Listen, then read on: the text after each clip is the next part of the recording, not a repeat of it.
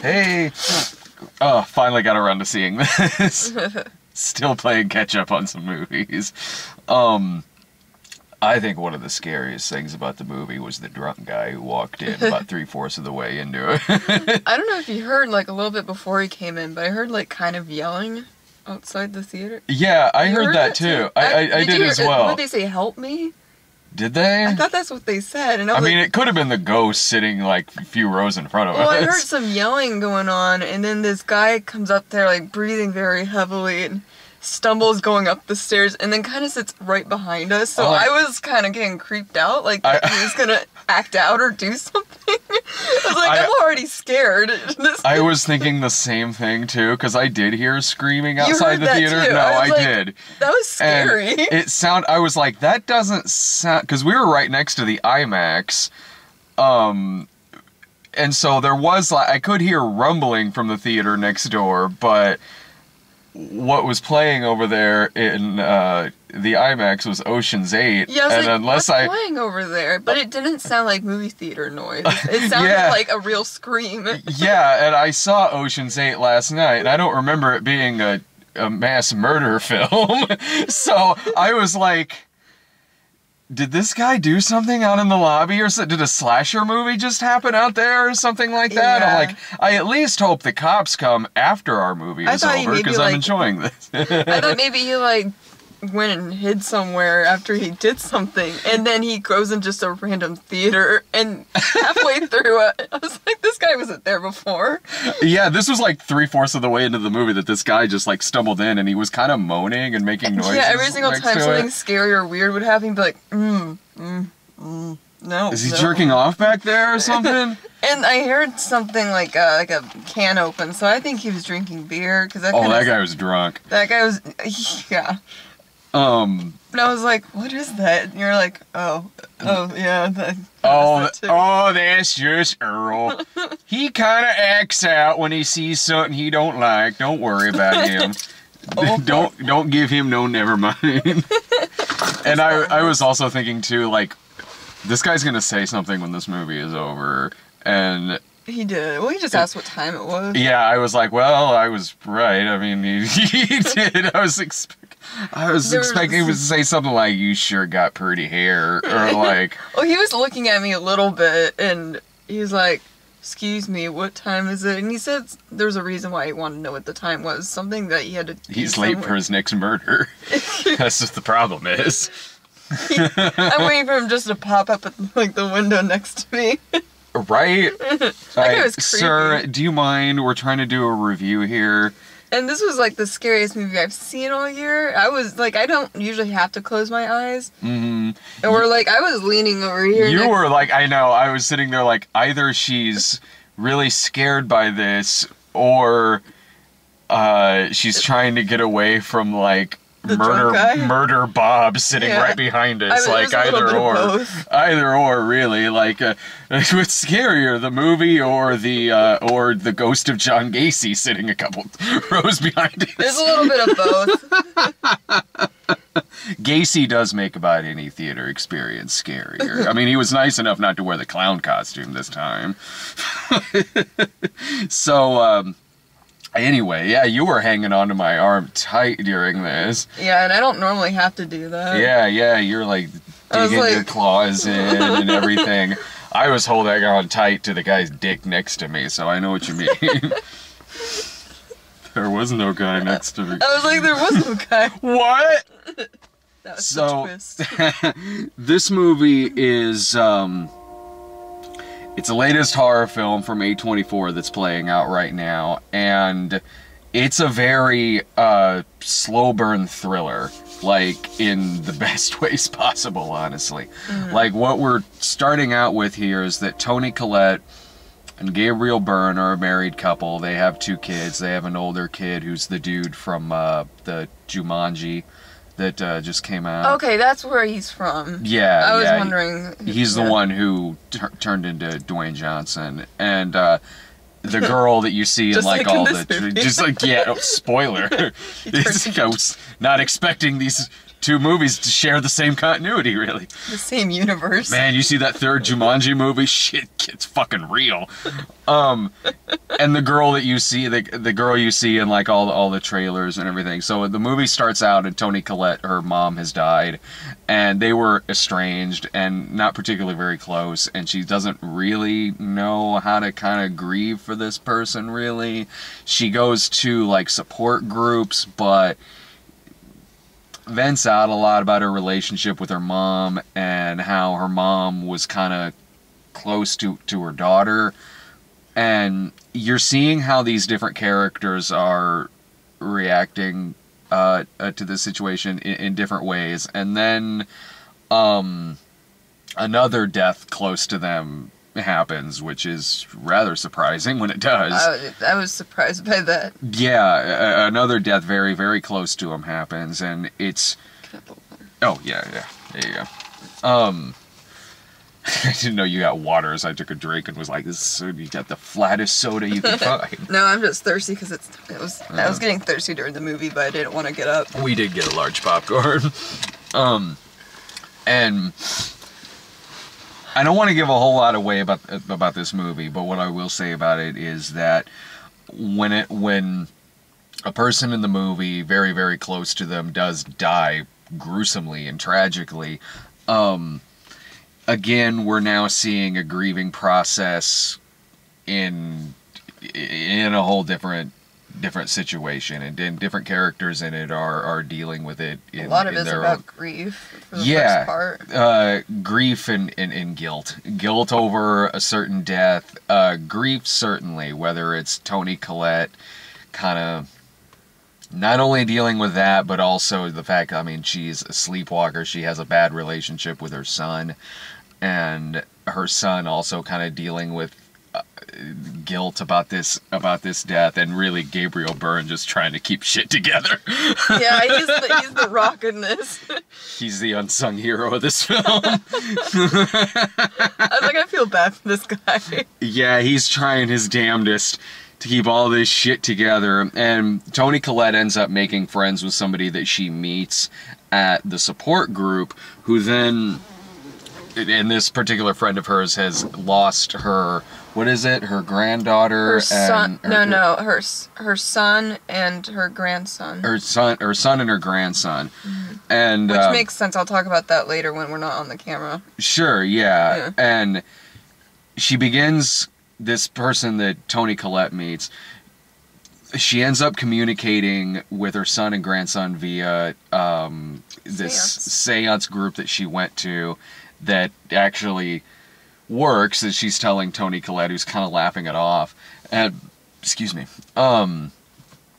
She does, like, show this to her. The ghost starts, like, just writing things out on a chalkboard, moving glass, wind coming through, and all that. And then Toni Collette tries to do the same thing.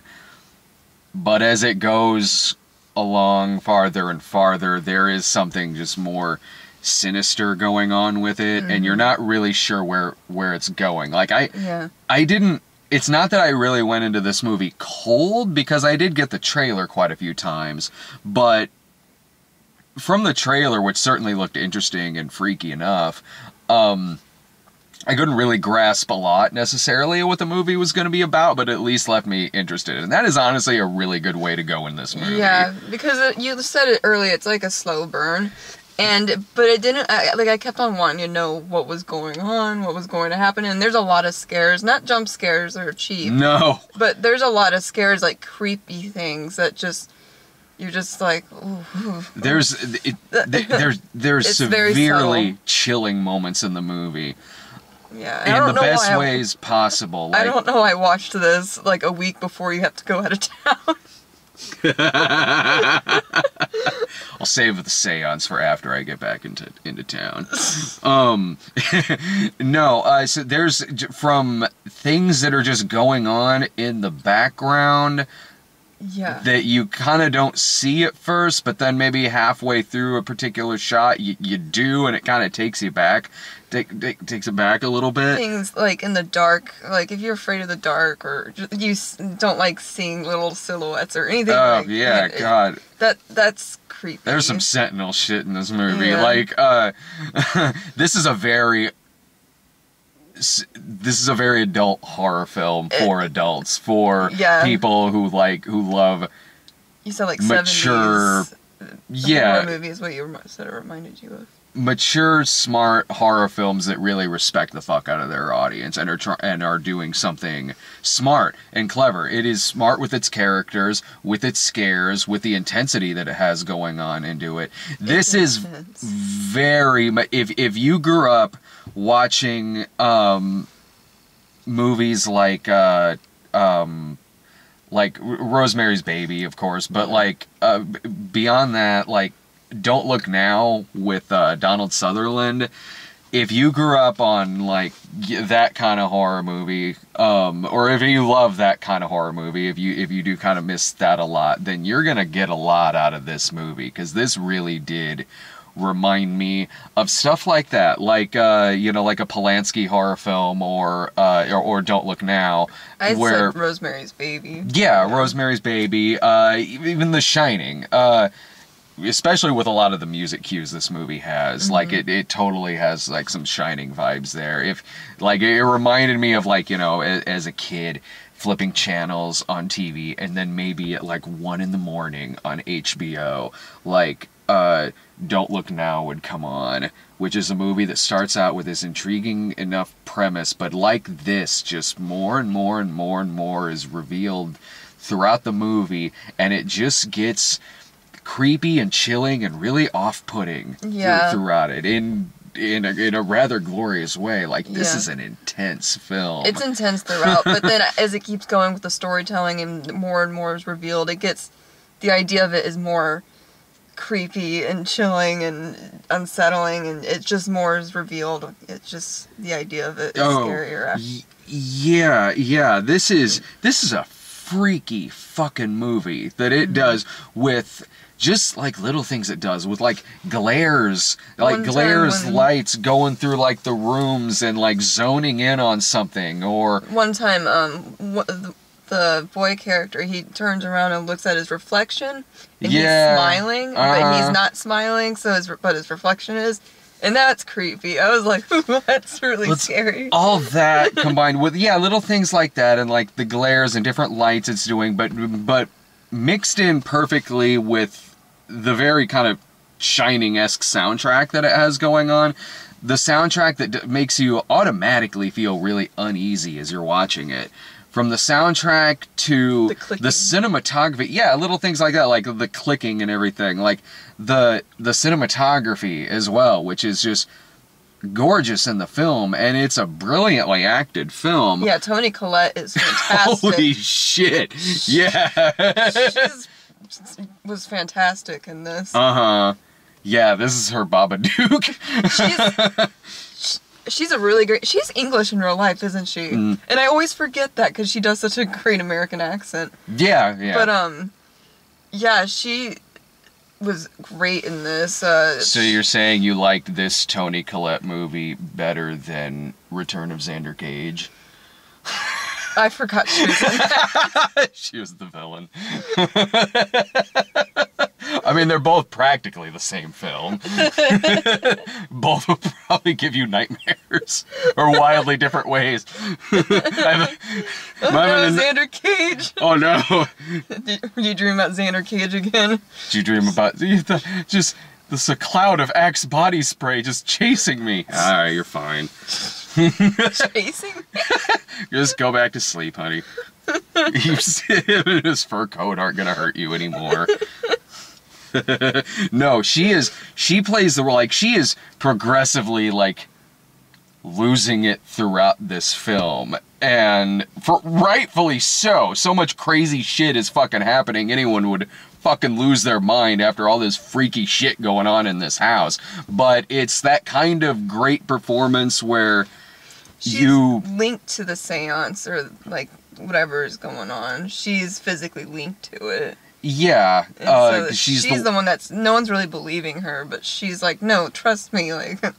And even as an audience member too, you kind of wonder what reality is and what it isn't, because you don't know where this movie's going. Like, so it could go in a number of places. So Gabriel Byrne almost is kind of an audience avatar in this film. Yeah. Because, like, you put yourself in his shoes, and Toni Collette is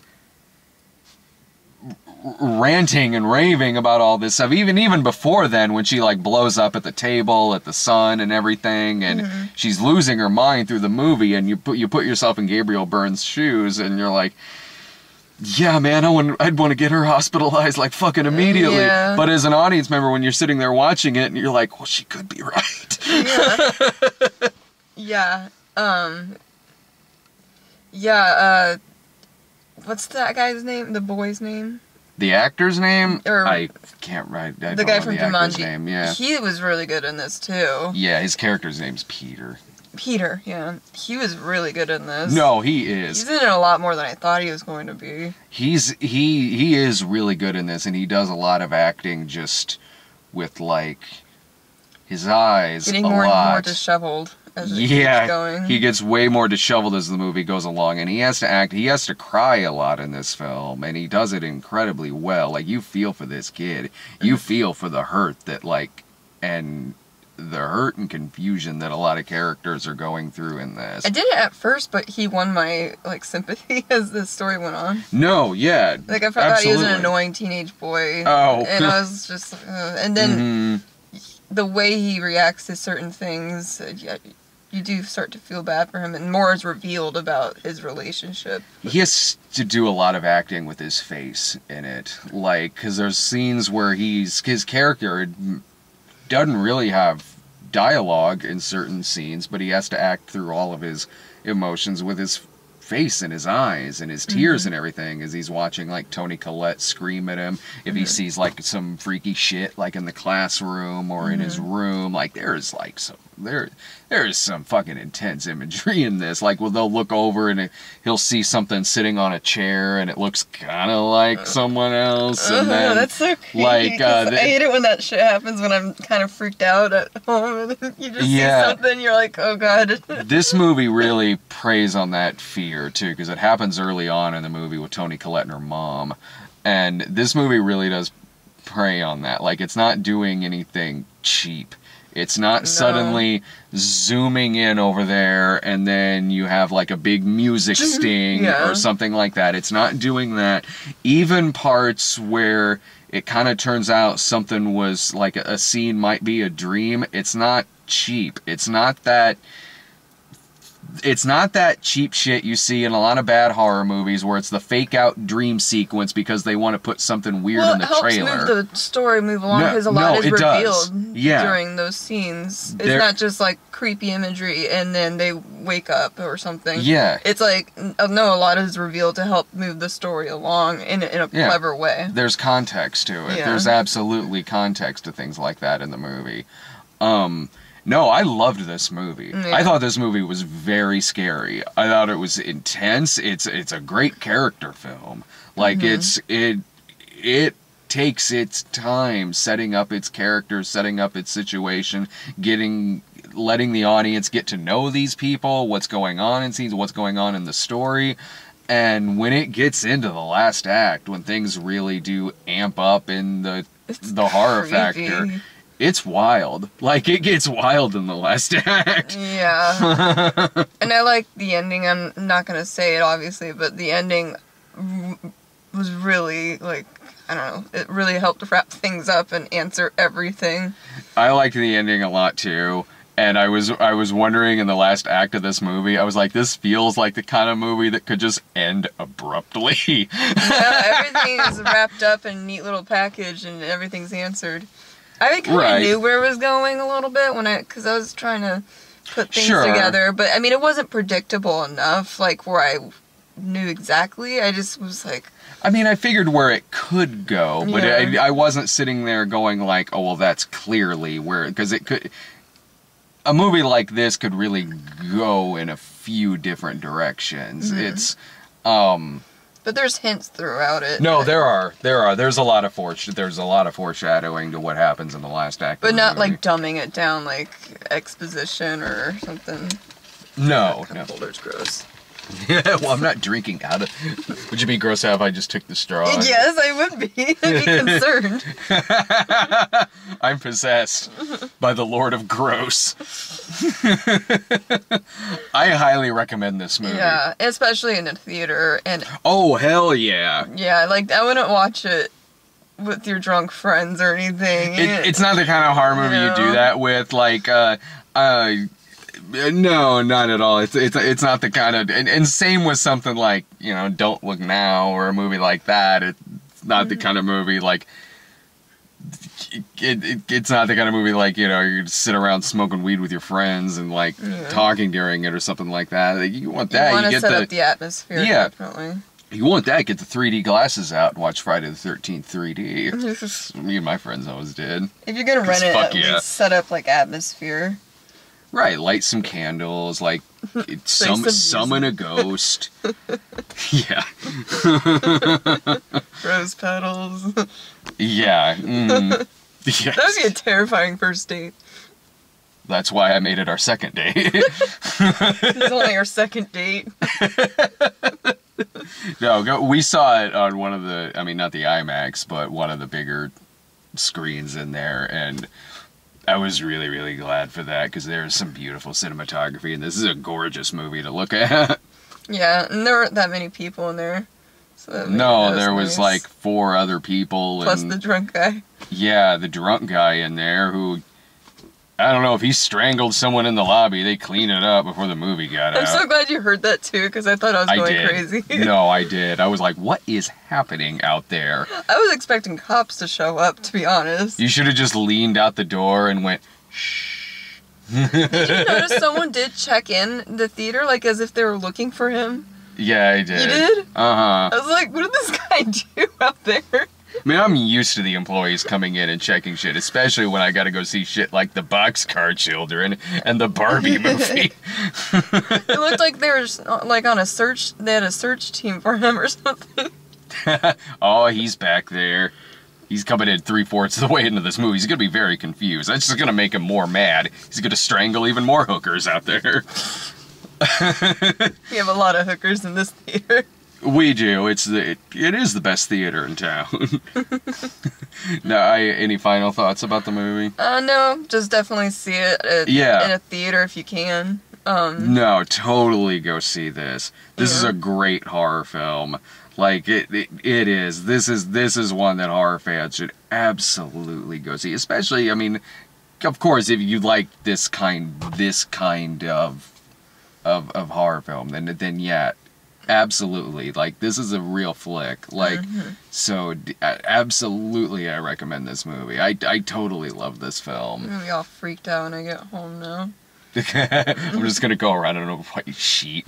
Ooh. That's the kind of movie we're describing. This movie does not insult your intelligence. It's just a sheet. It worked in Halloween.